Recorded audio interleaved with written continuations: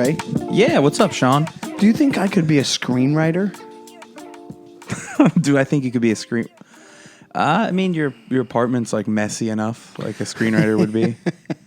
But right now, with that backwards hat that you have on and that Patagonia hoodie, you look like you could write a skateboard blog. Like a CW teen drama? Yeah. What would you do if I do think I'm having like a midlife crisis because I'm like, I'm doing that thing like, oh, what do I do with my life? What do I do with comedy? Like, I have those moments lately. Yeah. But what would you do if I showed up and I was dressed like if there was a full on change in my outfits, Like a black turtleneck. Yeah, like not even a black turtleneck, like everything from like Zoomies, the store. You know that store Zoomies? No. It's all like bright, colorful, like it'd be like where people wear like the stuff from the 90s, but like they're wearing it like it's nostalgia stuff. Like it'll be like, hey, here's a Simpsons hoodie with a Simpsons knit hat and Simpsons sweatpants that are covered with Bart Simpson's face. Will you be wearing all Simpsons gear? Well, yeah, but I'm old enough where it would just be. It looks like, for me, it's like I was old enough to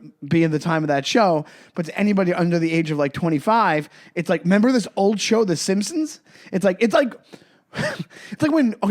when Swingers the movie came out, Yeah. and people were into swing dancing. That's what now all the clothing they have now is like. When people are into like Friends now, it's like a nostalgia thing. Oh, you see a lot of Friends T-shirts. You see running tons around of them. the streets. Yeah, you see so many of them. But what I'm saying is like, what would you do if I showed up and I just started talking like I was like Gen Z? And if I just started talking, I'm like, yo, have you heard the new Doja Cat? It slaps. We wouldn't hang out anymore, probably. I'd be severely uncomfortable because you Jesus Christ, you can't go from one day talking to me about the thematics of the movie Reservoir Dogs and then the next day say Doja Cat slaps. I do. You have people that are just listening. You're wearing your hat backwards. You rarely ever wear your hat backwards. I'm doing it to spice up the podcast, and also for a special occasion. We'll talk about that in a second. It is a special occasion, which I can't wait to see what my gift is. And you're pranking me. You're pretending like you don't have a gift, but you really have something awesome. That's awesome. No, the backwards hat. I think it works for you. And I don't like complimenting people. You know that. That is true. I hate giving people compliments. You really think backwards? I'm 43 years old. Not with that hat. You're like 41, dude. It's not going to... Maybe it's the new me shaving my face. I told you. I shave my face now. I still look kind of old. Maybe shave face, backwards hat. I'm going to Coachella. I'm going. You look like you could be in an ad selling vans right now. Not like the vehicle. No. But I look like I could be selling a vehicle. Van. You look like you have a van that you just rent out by the hour. Yeah. with plush carpet. Yeah, you look inside. like a guy where people go on Airbnb and it's just a van and you try to pretend that it's a real place. No, it's not. I got heating and air conditioning. Yeah. You give them like a key fob like for a car and go, and they get into the van Airbnb. life is a thing. Van life is a thing. Man, have they really fancied up van life online? Like, imagine if you were just like an old school van guy who just like lived like almost like a Matt Foley type from the sketch, but like the type of guy that was based on. You never actually see his van. No, you don't.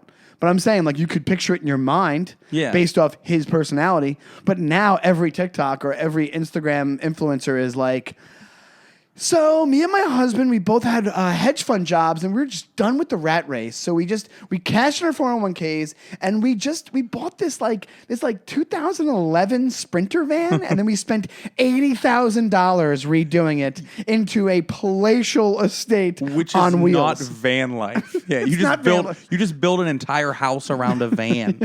Well, it was so funny. My buddy who you know as well, Ivan. I do know Ivan. He was a van life guy. Really? And the other day we were out. Now I know Ivan. I guarantee that was like OG van life. That was like there was a no money situation going on, I would guess. Well, it wasn't even that. It was just extremely cost efficient. You know, so he was able to save money living in a van. But it was funny. We're sitting at this table with people and some being strangers, and he was just like, "Yeah, I used to live in Williamsburg." I said, "No, you didn't." No. You parked in Williamsburg. And he was like, why can't you just let me have it? You found a residency loophole. I couldn't do it. I couldn't live in a van. There's no way I could, especially now. I couldn't, dude, when I was 23 or something, me and my friends drove cross country in like a van. And to make it easier, we thought we'd just get a van with the 2 seats in the front, no seats in the back. So we just throw our stuff back there and sit back there. And don't get me wrong, the trip was fun.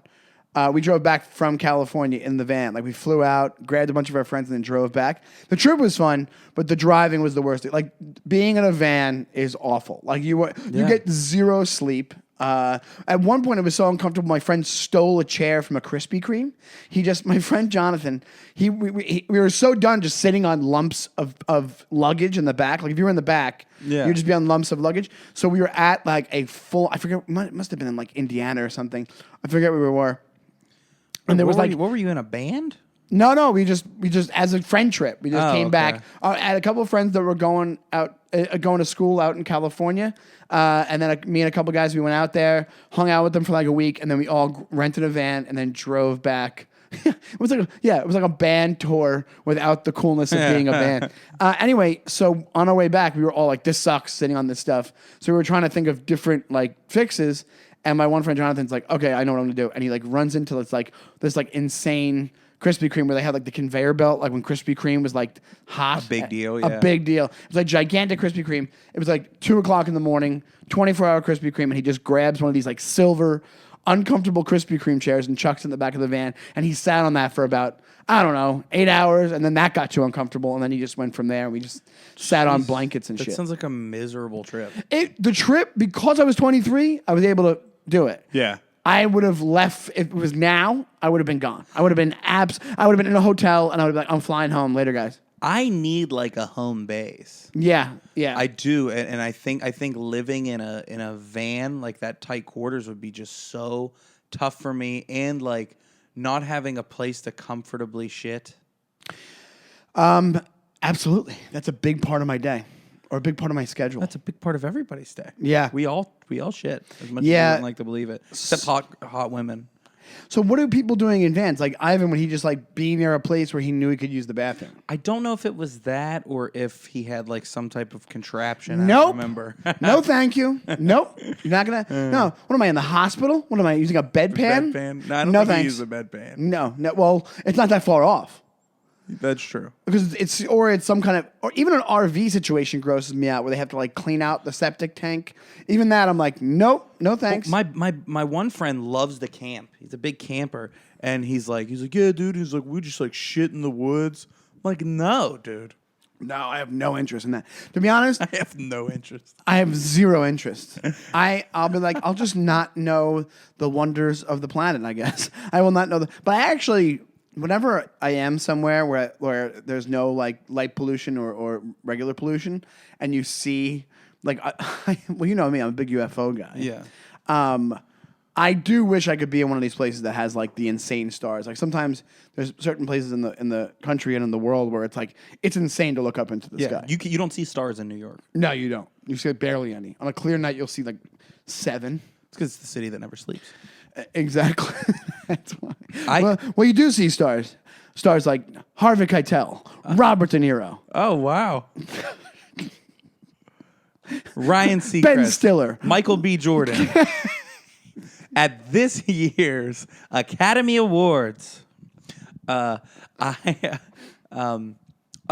have a weird taking a shit story, which is what all the listeners come here for. Yeah. What's your first? Is when I go to like a comedy club, and I will not do that at the comedy club. Oh, that's interesting because I don't know. I was at a mall this weekend doing the Levity Live Club, and there was a Barnes and Nobles in the mall and a Target in the mall, and that's where I took my twos. Not to be too gross, but is the fear that it will waft and people will know it was you and that it's embarrassing, or you just yes, yeah, that makes sense. My fear one is that if I do it in the green room bathroom, and I'm not the head, I think the headliner's allowed to take shits in the. I don't do that. I don't do shits in the green room bathroom.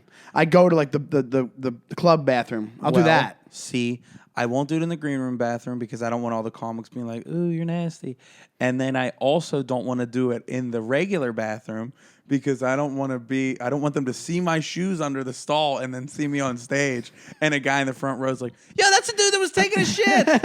Oh, dude, you stink on stage and you just stink. But it's interesting because there is, which then we're gonna pull back the comedy curtain a little bit here. There is a pre-show shit ritual that happens. Not for me. You don't have it? Mm-hmm. You've never had before sets. You never felt like you had the shit. I do something else. No, I swear to God. You know what I'm thinking? Yeah. No, you do not. Yes, I do too. Dude. Not before every big show or every show? Not before every show. I used to before you leave your house in the city to go to spots? I used to do it before every show. So when you're on the road, so you're talking like in your hotel room. Yes. That makes sense. But you're not going to the green room bathroom and doing that. No, no, God, no, never that. Honestly, never that. I'd like to make the joke and say I have, but no. I've done it driving before, though, on the way to a gig in the car. What's worse, that or texting or driving? I think that's worse. Yeah, I'd say so. It's way more distracting. Yeah. Well, or maybe in your case, it was dirty texting and that plus driving. No, it was just tunes and cranking tunes and cranking. That's how much a routine it was that you were like, oh my God, I forgot. And then you're like, all right, I'll do it right here in the car. Well, I felt like it made me less nervous. Yeah, but yeah, I guess it would. But if I was maybe driving, you should be going up there with full balls.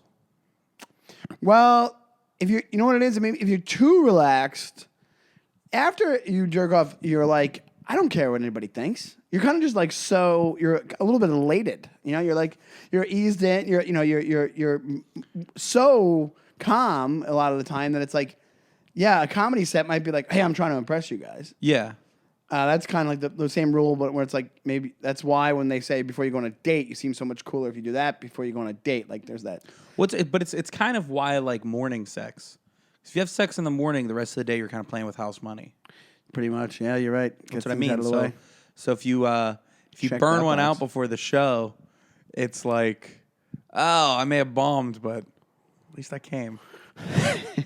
You know, and you can't do it after because you're sad about how bad you did. Yeah. Yeah. True. What are you gonna get off to fucking 20 minutes of silence? Thanks. Did you do it today before this show for the big momentous occasion? Oh, the 10th episode, the 10th anniversary episode. Folks, you are listening to the 10th episode of the Brand New Jerks podcast. Thank you. If you are a new listener, thank you so much for signing on. Make sure you enjoy all the backlog of episodes that we have. That's over weeks. 10 full hours of Sean and Ray chopping it up about their issues with people pleasing, jerking off, and shitting in green rooms or lack thereof. But no, I did not masturbate before I came to your house. But I bet you would like me to. Creep. Can you weirdo? Can you what do you think about 10 episodes? I think we've grown as people. I think we have.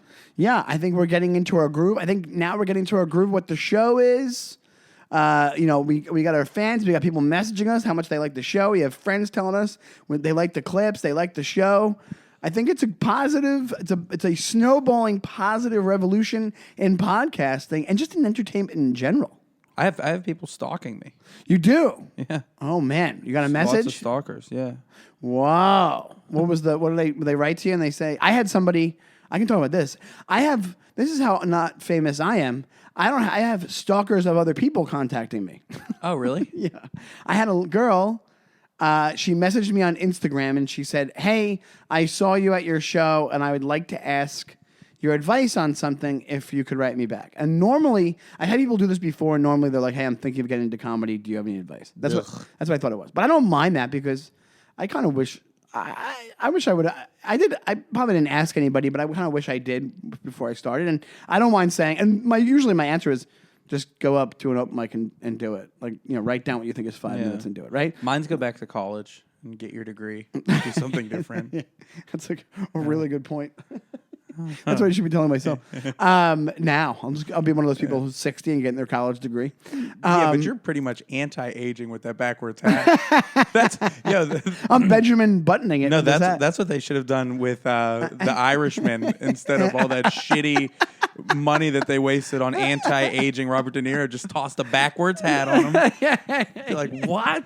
Well, is that Robert De Niro or a paper boy? Yeah. What is that? He looks so young.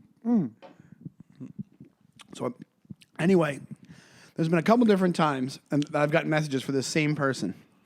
And so the newest one was the woman didn't mention this guy's name, just said, hey, I need your advice on something. Could you write me back? And I said, sure, what's up? And she said, I am talked about how big of a fan she is of Sal Vulcano from the Impractical Jokers. And she goes, I think if we met, we would get along really well. That's strange. And I was wondering if you could tell him that I was asking about him and I wanted to meet him. And I said, no. This is where, you know what? Here we go. This is a jerk store moment for me. Because I said I didn't have one this week. There's a jerk store moment. Instead of me placating and going, sure, no problem. And obviously not telling him because he doesn't, this guy, But instead of that, I was like, I'm not going to do that. I'm going to turn around and say, she's like, could you, she didn't say, can you get me to meet him? She just said, can you tell him I'd like to meet him? And I said, no. And then all I wrote was no back. And I was very proud of myself because it's like, no, that's an answer. Did she respond? Yeah, she wrote, can I ask why? And I said, because it's inappropriate. And I blocked her on Instagram. Wow. It was a big deal for me. It's inappropriate. You did the right thing. Yeah. I had another person. Was she attractive? I didn't. All I saw was the little picture. I don't know. I just looked at the message. So I think she was kind of, but yeah, I don't know. Either way, that's so weird and a little insulting. And like, what is wrong with you, lady? Well, that wasn't the only one that ever happened. I've had other people because he did my radio show, and then I think he likes a tweet of mine or he likes something on Instagram of yours. His fans will just message those people. They have like rabid fans. They really do. Practical Jokers. So a person contacted me once and I was half paying attention and it wasn't them on their profile. And they said, hey, can you tell Sal that and I was placating a little bit. Hey, can you tell Sal that I love him and I'm like the biggest fan? And I wrote back and go, well, I don't see him, but thanks. I'm sure he knows it, whatever I wrote. And then the person, like 2 days later, was like, hey, how's your day going? And I was like, fine. And I was like, who is this person? And I click on it, and it was like a 13-year-old. And I didn't know that. And I went, hey, listen, I go, we cannot talk. You're too young for me to talk to you. Yeah. And then she wrote, why not? And I wrote, because you're too young. And then I went, sorry. And then I just left it there. And then a week later, hey, how's your day going? And I go, this is not appropriate. And she goes, but I'm having a hard time with things. I go, well, you have to talk to either your teacher or your parents. This is not appropriate. Not the guy from Impractical Jokers. Not even the guy from Impractical Jokers. The guy from Impractical Jokers, like acquaintance, like friend. When I was going through teenage depression, I wasn't like, what's Dax Shepard from Punks think I should do? Yeah, when I was growing up, but I was really having a hard time, I wrote to Dustin Diamond's cousin. Hey, what is what's his name from Beverly Hills? Oh, Jason Priestley's mailman. I wonder what he thinks I should do with my my suicidal thoughts. You got to give yourself a break. You're better than Jason Priestley's mailman. But yeah, dude, it's like it's that so is funny. Strange. It's man. really funny. But it's so strange. It's like it's weird also for me because I don't have any kids. At this point, I'm like a quasi-stepdad, but not an official stepdad. I have stepdadish duties at certain times, but I don't have my own kids. You have stepdad energy. Stepdad energy. And I feel like an adult in that realm. Like, sometimes I say, but I'm also like his mom's in charge. It's like that's, So I do comedy as a job. I have like no real assets. I'm like, I'm not married. I have no kids. I don't have any responsibility. So those two messages. Your beard's a little scraggly. My beard's scraggly. Your personality's not great. I'm a 43. Yeah. You walk funny. You walk on the insides of your feet. Do I really do that? No, I don't know. I just felt like you were roasting yourself, so I joined in. I got no real assets. I wasn't hugged enough as a kid. I'm a 43-year-old with a backwards hat. So basically, but what I'm trying to say is those moments of those messages, I'm like, wow, I'm being a grown-up right now. This is really adult of me to write back and say, this is inappropriate. Oh, inappropriate is some adult shit to say. It's like I'm excited. I want to do like more adult things. Like I'll see like kids running in a hallway. Guys. Whoa. Let's slow it down. No. Guys, take it down a notch. Take it down a notch. That's a grown-up thing to say. You know what you say? What? Why don't you take it down a smidge? Okay? Yeah. Hey, can you turn the TV down in there? I'm trying to work. Guys, let's go. Or when you're trying to go somewhere and everybody's straggling. Let's go. Wait, that's me being an adult. Can you turn it down in there? I'm trying to work. And then I go back to editing a clip of me and you talking about farts on this podcast. Hey, to each his own on that. Do you have fart confidence? Will you fart in public? Not in pub. No, you know what? I do have fart confidence. I fart on the train all the time. And I Yeah, you said that so proud. I really did, and it came with age. Like I used to not do it. Now I do it. You know why I do it now? Because people shit on the train. People throw up on the train. No. Oh. Because you're a real New Yorker. AirPods. Okay. Everybody has AirPods in. Everybody has headphones in. Oh, I thought you were saying you having them in. Because you know if you can't hear it, everybody else. It's not like everybody else. My grandma? Yeah. My grandma used to fart at the dinner table all the time. I think she was thinking like, yeah, because you can feel farts. That's the only time farts ever make me really mad. Somebody does it while I'm eating. I'll kill you. Well, what if they're 70, 80 years old? Well, then fucking time is going to kill you. Oh, my God. Or I can. Easy, Justin Bieber. Well, easy, Gen Z. I won't fart in front of girls. No. I farted a few times in front of she listens to the podcast too. I farted in front of my girlfriend recently for the first time, a few times recently, and she doesn't say anything. But I don't know. It's a couple times it's been in bed, and I don't know if it's because she's just passed out or she just doesn't hear it. I think she doesn't hear it. But it's like I did run the risk. Like there was definitely a chance that she was awake and would have heard it. Really? Mm-hmm. Well, you've heard my joke that is a true story about the girl that farted in front of me. No. Oh my God! I'll just tell you the story. I'm not going to do my fucking right. But well, I don't ever heard this. Yeah, I'm glad you pay attention when you have me open for you. That's nice of you. No, I was on. It was like the third time me and this girl hung out, and we were laying in my bed and like watching a movie, and I heard like and I was like, oh God. Did she really just fart? And I was like, whatever, dude. Like, it happens. She's probably, like, so embarrassed right now. Yeah. So I'm not even going to say anything. We're watching the movie. It didn't smell. I was like, whatever. And she literally, like, looks back up at me and was like, did you just hear that? And I said, no, I didn't hear anything. And she was like, well, I just farted. And I was like, that's gross. And I said that, and she starts losing her mind. She's like, well, girls are allowed to fart. Girls do fart. Like, okay, oh, I can't fart because I'm a girl. That's what it is. I said, no, it's not. Who is this broad? She had an out. I gave her 2 outs, buddy. I ignored it, and then I said, no, I didn't hear anything. Of course. It's funny how you said that. You go, well, I just farted. Yo, she was like proud of it. Like it was like I don't know. Well, maybe not like a dominance thing. Is that the best feminist argument that you can like? Well, that's how I end the joke. I say some women march. She's just farting and ruining the movie A Quiet Place. See, you gotta listen to my set more. Yeah, that's an absolute true story. And it like I remember being shocked. That's a great closing line on that joke. How have I not heard? I know some of your jokes. Well, I didn't. Well, I was always saying, like, I've been in like very long relationships where I never farted around my girl. My brother-in-law has been with my sister over 10 years, has never farted around her. No. That is crazy. Is he a gaseous person?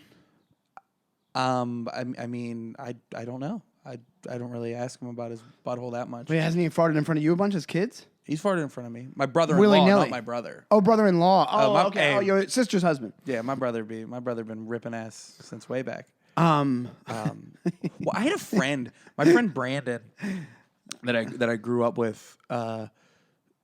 He was like never shy to do that in school, like in class. I remember. Fart? I remember us being like 10th grade. Fart. There'd be girls in the class, whatever. He didn't care, and he got girls. Like he's like that's girls probably really why. Liked him. Confidence, dude. He would be like first period, just like. Burn. And I remember getting in trouble because I would be laughing so fucking hard. And then the thing that would make me laugh harder is the teacher would yell at me for laughing. And then I would go, I can't not laugh. He keeps farting really loud. And then she would yell at him and say, hey, stop. And he's like, what do you want me to do? I'll get sick if I hold it in. And I mean, he had somewhat of a point. No, I think that's like a myth, isn't it? What's really going to happen when you get your bubble's going to come back and turn into a burp? Start mouth farting. Just marting. As everybody knows, the golden rule is fart equals funny. It's just a funny thing that people do. No, regardless, I think it spans gender. I don't think don't get me wrong. If you're dating somebody and they fart and it's a girl, it's just gonna it's not gonna. It might be a little bit gross, but it's gross when guys fart too. Yes, it is. I just always thought that there was kind of a mutual, hey, we're not going to do this for a while. We're not going to open up that. There is. I think there is. But to do it the whole time is it is a little bit, that's unhealthy. To where you're hiding the farts from each other. Like the same way that you shouldn't hide anything in a relationship and there should be honesty. Farts equal honesty. Wow. You should have your own Dr. Phil type show. I just watched an episode of Dr. Phil that was insane when I was on the road. But yeah, I should. You're right. Dr. Sean? For farts equal honesty. Farts equal honesty. There's nothing more honest than a fart. Well, don't you think you could be as honest as you want, but if you're not eventually farting in front of the person you're dating, not like just with reckless abandon. I'm just saying when you can't avoid it. Don't be forcing them out. Yeah, exactly. That's just obnoxious. But if you are hey, I feel comfortable enough with you to do this here because I have to. I've had moments in my relationship where I go to the other room and I fart. Yeah. If I can. If I can plan it out properly and I go do that. Nothing worse than when you're stuck and you have to. Yeah. It's rough.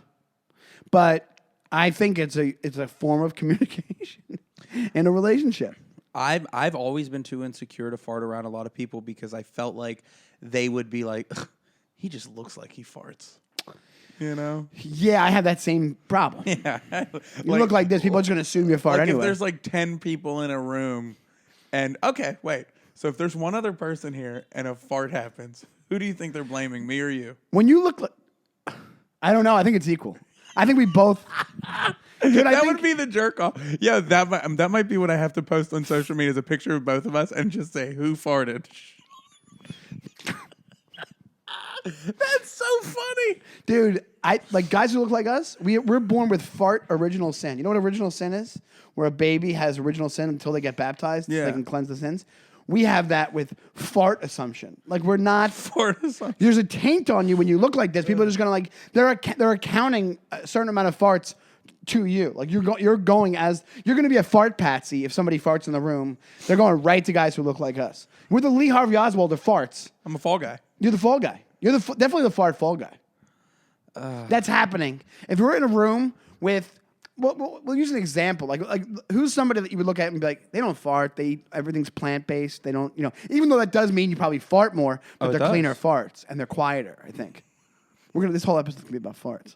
It's really fun to talk about. Who gives a shit? But I think it's something that has to be talked about. So you have guys who look like us. It is because it ties into confidence a lot. It definitely. I never realized that until right now. And me too. Because when you ask me the train thing, I'll do it now. Most of the time, if I'm squished up against people, no, that's just messed up. I'll hold it in. That's funny. That's just where somebody's leg is right there. That's not you're farting on somebody's leg on a train. Then you've ceased to be civilized at that point. There's very few times that they're not funny to me, and again, it's when I'm eating, and like a time when that girl farted in my bed. Because it just felt like, man, I'm trying to make this work. I'm trying to sweep it under the rug. Well, you think sweep it in her between the take cheeks. on it is so strange that she picked that as her battle to try to Insane. Turn around and go, hey, you could have just made this because you hadn't farted in front of her. No, I don't think I ever did. There you go. So it's like you could have just let it go, or it could have been you going, yeah, I heard the fart, not a big deal. But her to make it an issue is insane. Don't you always wonder too when you have an interaction like that? What do you think her this happened probably 8 years ago? What do you think her story is now?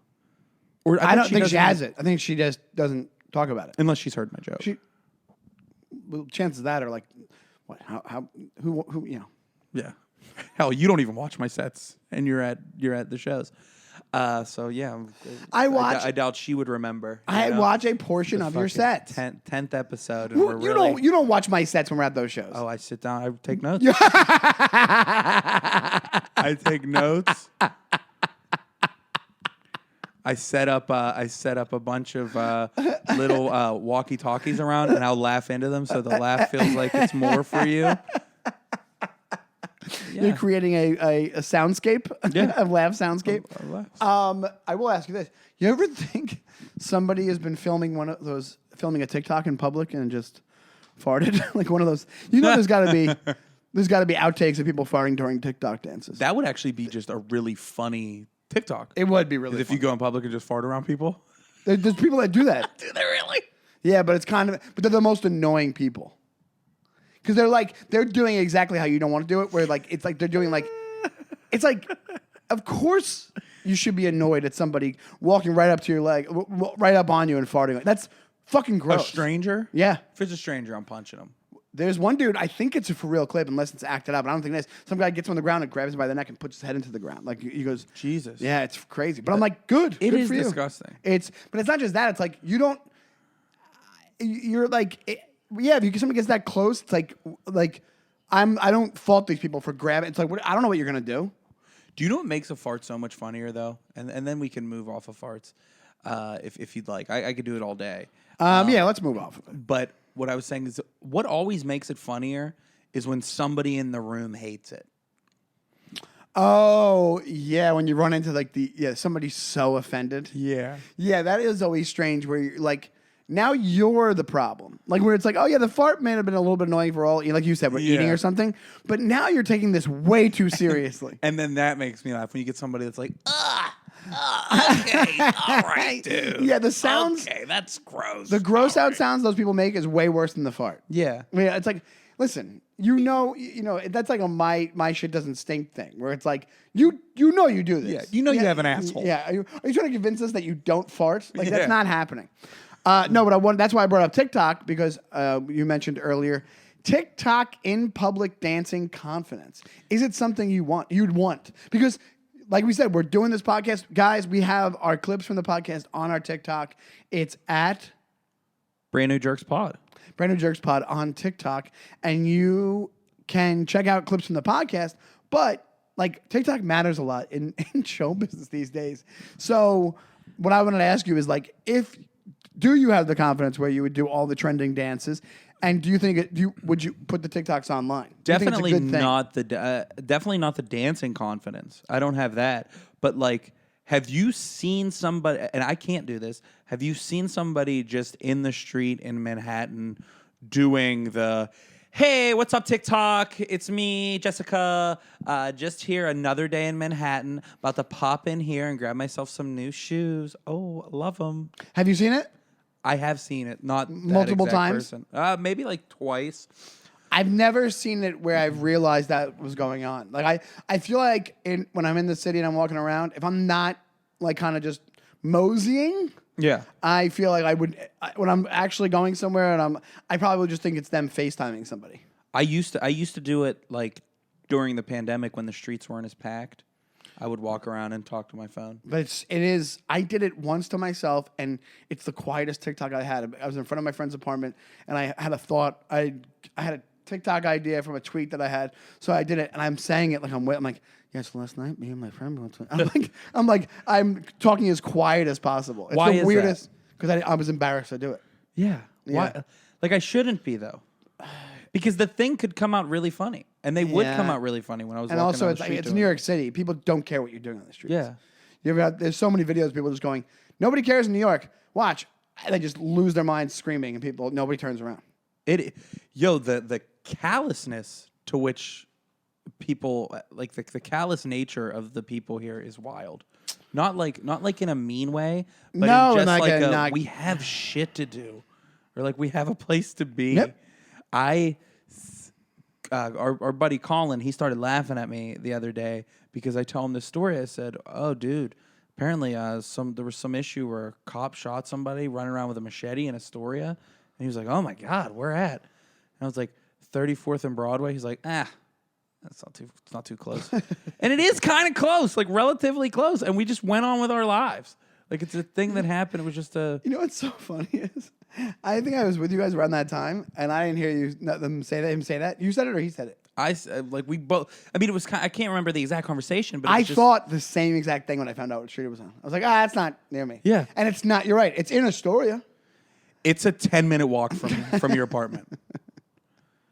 Because you do have the thing where you're going, that's like 3 blocks up. I'm not even going over there today, so it doesn't matter. Well, I know this is an unpopular opinion or an unpopular thing to say, but it is the truth. I don't lack like empathy or sympathy or anything like that, but it is hard for me to get super emotional and passionate when I see something on TV about like something like an issue going on overseas in another country. Mm-hmm. It's hard because you're so far removed from it. And I've always said, if something happens closer, I feel like I would be a lot more worried about it and interested, or like, trying to stay up to date on what's going on. And apparently that's not true. Something did happen closer. Like the Brooklyn shooting. People were texting me, and I had to look it up after the text. Yeah, me too. Well, if you don't have the news constantly, it's hard to like know what's going on. But also, the only 2 things got to me because of that. I found out about the trains being messed up because of it. That'll always get a New Yorker's attention. If your train reroutes itself and doesn't go to Manhattan, you're like, something bad must have happened. And then also, they had a couple articles of people describing what it was like for those people on the train, and it was like a horror movie description. That gets me. That definitely got me. No, I felt bad. And it sounds awful. It sounds terrible. It was like a nightmare for those people. It was like really messed up. But I'm telling people that text me, I'm like, oh, I'm fine. I live in Queens. But it's still like so close. Yeah. I saw somebody on Facebook write, how my Brooklyn peeps? My Brooklyn peeps okay? So it's like, so you're not checking in with your friends? They got to check in with you now to make sure that you just know they didn't get killed in this Brooklyn train. Like, it's how my Brooklyn peeps? I wonder how many likes it got. How lazy are you? How uncaring and lazy can you be just to go, hey, Brooklyn, let me know you're okay when you get a chance? Yeah. It's so weird. It's like, well, reach out. That's how you know it's phony. It's like, reach out to who you want to reach out to and go. I had a couple people text me from out of state, a comic friend of mine who lives in Denver now, and she was really nice about it. She was like, hey, I know you're not in Brooklyn, but wanted to just check in on this because it's crazy. And I'm like, oh my God, thank you very much. There's like you get flattered. Oh, it feels nice. It feels like somebody cares about you. But it made me feel like an asshole because I was like, wow, why am I not super concerned about this? Because you're not phony. I think it's phony when people do that. I think it comes back to that same, one of my favorite things ever, which is that Anthony Jeselnik bit, which I've brought up on the show before. Yeah. The thoughts and prayers bit. It becomes thoughts and prayers. Don't get me wrong. If you're directly involved in it and you're in the thing, it's awful. It is awful. But if you're not, we're pretty selfish beings. Humans need other humans, but you're thinking of your own survival. So I think your brain doesn't want to spend time on something that's going to give you anxiety or shouldn't really, I think in a healthy way, when you weren't involved in it. Because you're involved in enough things trying to survive, even if you don't know it, that why get yourself worried about something that didn't happen to you? You know what I'm saying? Like, yeah. you can put you're saying, hey, that was awful, whatever it is. But when people do write that stuff online, it's so disingenuous because it's like you don't really care. You just want you want the attention based off the tragedy, which is just that's what that whole Jesselnick's I mean, that's about. crazy though. It's that's a lot of people. It's social media, and it's a lot of people falling into line with social media. Well, I don't even mean me writing something. I think I wish I was like more. Like, hey, maybe I should look up and see what exactly happened. Maybe I should read about it. Yeah, maybe that's But instead, I was just like, I probably watched The Ultimatum or something. Ooh, Ultimatum. Have you watched it yet? I watched the whole thing and the reunion. Did you really? Yeah. Oh, we got some stuff to talk about next episode. I'll tell you that. You sure do, my friend. It is. I loved it. Would you like better, Love is Blind or Ultimatum? I think I like The Ultimatum better. Really? Oh, I like Love is Blind. I like the cast from Love is Blind better. Yeah. Oh, the cast was definitely better. Because I think the Ultimatum, they also, man, what a brilliant attack plan this production company has, where they're not calling it reality shows. You know, it's a reality show, but they keep referencing the experiment did this. The experiment. It really is. Yeah, they're brilliant.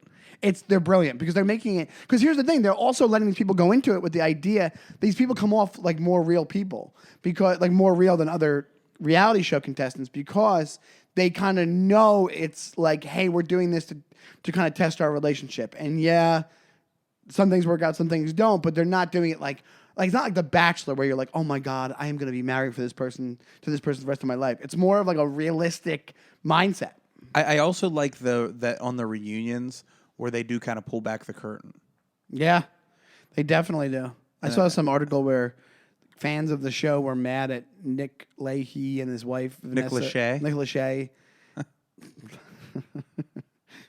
Don't you dare. What? Don't you dare. Well, actually. This is a pro Nick Lachey podcast. We're not going to mess up his name. Is that a generation separation? That not today's generation separation, but yeah. I do have one. I know, that's why I want to get to it. But they got mad at them because they were like, oh, they were messy on this show. Their hosting was messy, and I'm like, God, people will just remark and complain about anything. I thought they were great. They were great. They kill it. They make it seem for real, even though they're very Hollywood. They're like relax. Yes, they do. And like they talk about what they've been through in their relationship, which is probably bullshit. And they also get the goods where they're like, somebody will make a little tiny face, and then Nick will be like, Nick Lachey will be like, you seem pissed. Yeah, Nick goes after people on that show. He does. He's like, hey, what are you jealous? Why don't you talk about it? Hey. He said, hey, didn't you feel like you were second fiddle when, he chose April 1st? And they're like, whoa. Hey, do you think you're a pussy for nobody wanting you in this show? Like, are you a giant asshole? Yeah. Why didn't you punch Zay when Zay was bullying you at the bar? Okay. That really did happen. That was Nick does go after people. He goes after He's them. kind of a beast. Yeah, he is. But you do have a generation separation. Yeah, one that I was thinking of, and this was something that was like such a small moment in time, which I think is perfect because I feel like you probably don't have any reaction to this toy, I guess you would call it, that came out when I was a kid. Pogs. Yeah, I knew of them. The only thing I know about Pogs is when they were hot. I know the Simpsons line about Pogs. With Milhouse goes to Simpson. He goes, hey, Bart, remember Alf? He's back in Pog form. And it's just a Pog with Alf's face on it. And that's the only thing that I associate with it. I know there was like things that had like characters on it and people would trade them where there was like a game or something. It was the stupidest. It's like Tamagotchi. Nobody really knew how to play the game. They were little cardboard circles with plastic circles. It's called slammers that you smash them on. And I got really into them, but we were so poor. You played it like a Cuban playing dominoes? No, well, here's the thing. We were Pogs, motherfucker. We were so poor. Yeah, give me my shit. Give me my slammer. Wasn't the slammer metal? Like, wasn't it like... Well, funny you say that. They had metal slammers. They had plastic slammers. They had metallic slammers. No, I think some were metal, but that was if you were rich. You could afford a metal slammer. Okay, fancy pants. I wasn't buying metal slammers, okay? On Jamie's salary in 1997, that wasn't happening. But my mom felt so bad because the Pogs were like so expensive. They were kind of expensive. Or like of course expensive in the sense of, why am I going to buy my fucking kid cardboard lids that have pictures on them? You know, why am I going to pay for that? So what my mom did, the crafty lady that she is she took like cardboard from like a case of whether it pop or beer or like a cereal box. Yeah. And took the newspaper with like the Spider-Man cartoons. Yeah. And she made Pogs. That's very made sweet. Me Pogs, yeah. That's really sweet. Yeah, my mom did a lot of shit like that. And then when how old were you at this point? Like 12? No, I was probably like 8, and you're 7 or 8. Mom, what kind of off-brand freaking Pogs are these? This is cheap bullshit. You call Jamie. these Pogs? Get back to the. That's a mom. That's a really good mom. That's a really good mom. Well, she is, and it's to the like me and my mom's relationship, and this will lead right into the other segment that we talk about on the show is where my people pleaser tendencies come from. Yeah. And I think it's always been inherent in me because with my mom and her always doing shit like that for me, Santa Claus, I people pleased with Santa Claus where I stopped believing him. Hold on. When he was like, "What do you want, little boy?" And you're like, "I'm good." Yeah. Honestly, dude. Santa, don't make the trip. Don't even make the trip. It's fine. It's like, I don't want to put you out. You said that to Santa. Hey, Santa, if money's tight this year, don't worry about me. Give me next year. Yeah. Get me, my mom will make more cardboard Pogs. It's fine. That's what I always said about my dad always treated me on Christmas like I was a pushover landlord. He'd be like, "Hey, can I get you in January?" But no. You bought Santa a gift. That's how much of a people pleaser you are. You had cookies. Is anybody doing anything for you, Santa? Just cookies, milk, and a Rolex. No, but when I stopped believing in Santa, I did. Which was about like, what? I think you're like 17, 18. Oh, yeah, I was 26. And no, I was like 8. And I fake believed for 2 more years because I felt bad about telling my mom. Oh, I didn't want to ruin Christmas. That is a people pleaser thing, and that also, yeah. But I think that happens. I think you had that's how you know you're a people pleaser and a good guy. You did it because you don't want to upset your mom. I think some kids do it because they want to mess up the gift situation. Oh, that's a thing? They think that the gifts are going to go away if they go, "Hey, this Santa guy's not for real." The Santa disappears and the gift. I think you don't understand Christmas fully. You're probably thinking like, we need Santa to have. Oh, that would be a bitch, dude. Yeah, it would save people a lot of cash. The minute you stop believing in Santa, you don't have to buy any more gifts. I just remember my mom being all excited and saying like, "Oh, what do you want from Santa?" I'd be like, I can't disappoint her. You know, I can't disappoint. This fucking silly bitch still thinks so you did it for 2 more years? Maybe like, a year or 2. What do you remember the age you found out there was no Santa? I think I was like 8 or 9. Yeah, that's usually. I think I found that around now. I think it was 8. I think it was 8 when I found out. Part of the reason I knew is because I found a gift. I found a Thundercats doll in my mom's closet. Oh, really? Yeah, and I think I bullshitted for a little bit, but I couldn't really. I was like, "Nah, I know." And then I was like, "Why did you have this?" And she said, "Oh, we help out Santa sometimes." And I was like, "That checks out." And then because I wanted to believe it, and then I think very shortly thereafter I didn't know it. I was a mall Santa Claus. I was a Santa Claus for little kids, for my mom's friends' grandkids, and I was a Santa Claus at a Polish Christmas party once. I was a Santa Claus for dogs at a shelter. Were you really? Yeah. Well, that's an easy gig. You don't have to wear the outfit. They don't know what Santa is. I still did. I'm method. Yeah. I wasn't going to be able to. Yeah, I was Santa You're the Claus. Daniel Day-Lewis of Santa. I was Dog adoption Santas. Well, I've always had this like prepubescent Michael J. Fox voice, and one time I had to fill in for. Could you do have like a? I wouldn't say it's prepubescent, but you like. Could you do a Michael J. Fox impression, like from Back to the Future? I couldn't. Like no, Doc. And just like that. Hey, like, Doc. I wasn't bad. It was just because I did the head. No, stuff. but you did like the cracking it. The crack. Oh. Doc, get us back. He goes, "Are you saying that we're in the future?" My impressions. That was good. Can we? Let's do a Michael J. Fox off. We'll have to do a Fox off. Yeah, Fox off. No, but I had to fill in for Santa at the mall. I wasn't I wasn't regularly Santa. I was the picture guy. I just took the pictures. I like wore a tie. I wore like elf ears. You were a backup Santa. Well, and then Santa got sick, and I had to go. I had to fill in, and my voice, like I was like doing the fakest, shittiest Santa voice. It was like, oh, you know. You were how old at this point? 16. Oh, a 16-year-old Santa. Yeah. Yeah, that's a rough. That's That's a like. rough look. Yeah, that's a hard. No, but it's a hard thing to do because you're like you just barely found out about Santa being fake, and now they're like, guess what? You're Santa. And the best thing about that job was there were 2 Santas that worked. One was actually Santa Claus, I think. He was a guy that like when he wasn't being Santa, he was like a Civil War reenactor, so he had his beard at all times. Oh yeah. And he would wear like green and red flannel on his day off and was really like a wholesome, sweet, nice guy. The other guy was legitimately bad Santa, where he would smell like liquor. He got in trouble because he would have his Bluetooth in and be talking to people on his phone. Like he'd stand up and be like, betting on horses over the phone. yeah, what's he doing walking over there? And then the one day he's telling me and him were in the dressing room, and he just got this like smoker's voice, and he was like, "So last night I went to Houlihan's after work, and I saw these young girls that was sitting on my lap earlier, these like college age chicks. And I said, hey, you were sitting on my lap earlier. How about now? And I was like, whoa, buddy, this is just ruining lives. He got fired.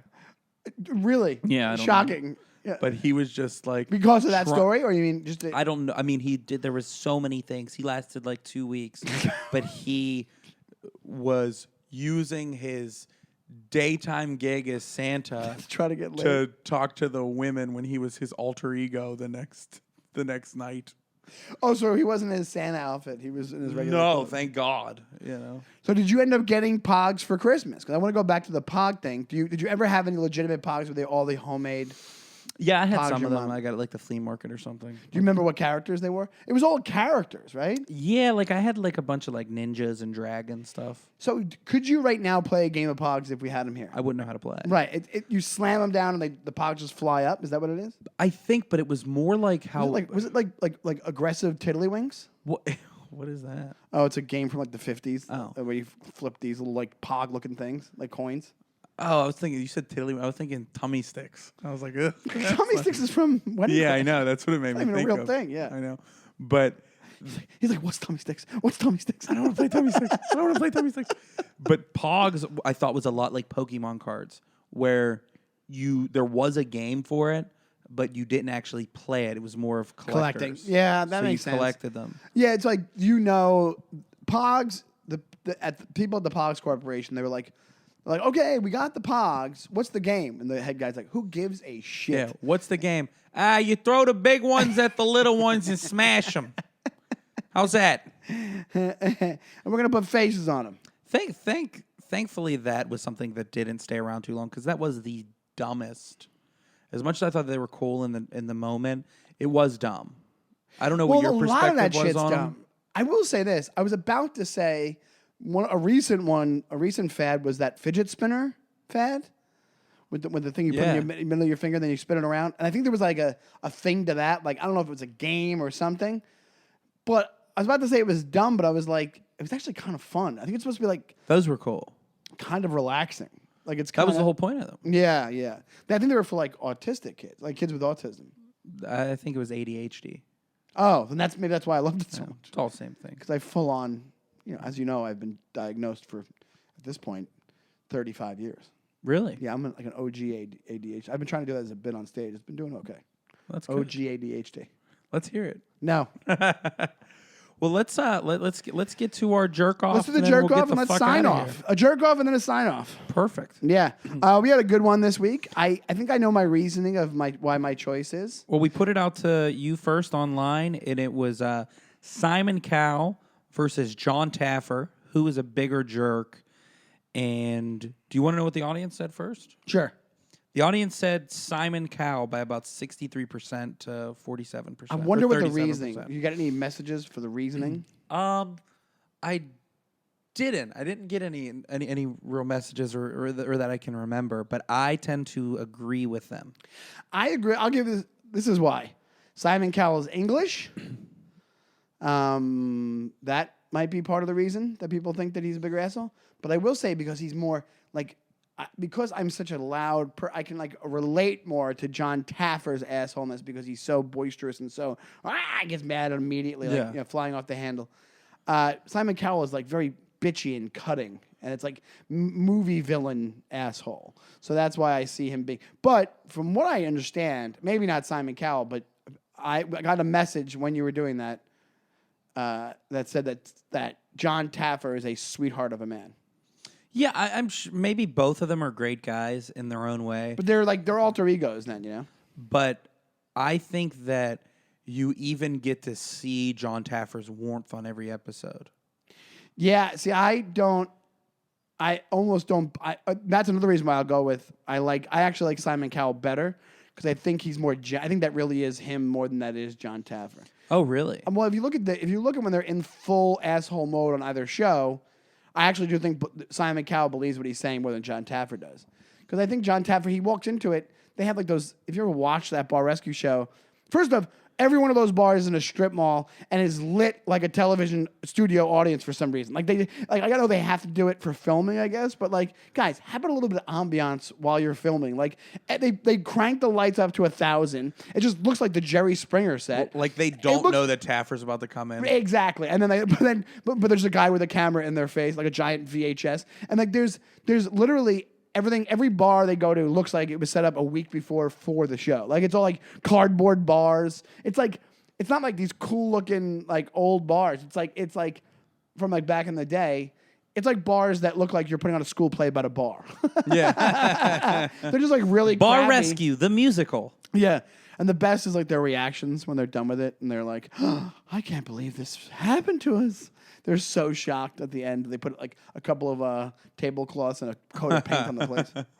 Change the name. Yeah, yeah.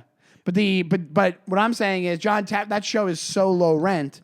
Simon Cowell like has, I know John Taffer was big in the bar business, but he seems more like a hack than Simon Cowell. Simon Cowell is actually funnier than John Taffer, I think. I like John Taffer so much more. You do? Yeah, the schmarmy British accent and his tight ass t-shirts just piss me off. His t-shirts are annoying. His t-shirts are the worst. And it's like his like absolutely dreadful and like saying that, and it's like, okay, you're fucking trying to tear the heart out of like a 16-year-old girl. Yeah, that's at least Taffert's going at some bozos from Jersey that run a sports bar. At least he got some stones that he's attacking. That's a good point. Yeah, yeah. He'll be snapping on some big like muscular bald-headed dude from Jersey, and he's like, "You're a terrible owner and a horrible husband. Look at your wife. She's crying her eyes out because of you." Yeah. It's the worst therapist ever. That show gets me so fired up. I love that show. But I will say this. You're right about Simon Cowell's shirts because Simon Cowell could have his own personal shopper, or the show probably has multiple people who shop for him for the show. And for some reason, nobody decided to ask what his size was. But not even just that. It looks. That's what his shirts look like. They look like he bought them a year ago and gained some weight and has to wear them because he has nothing else. He's just so stubborn. He's like, "No, I'm a large. Yeah. I'm a large. I am a large. You know what? Yeah. You know what? They make their shirts smaller. That's the problem. But but if I would go up a size, it would be too big. Simon Cowell is wearing his goal shirts. That's what he's wearing. He's wearing his back of the dresser drawer goal shirts.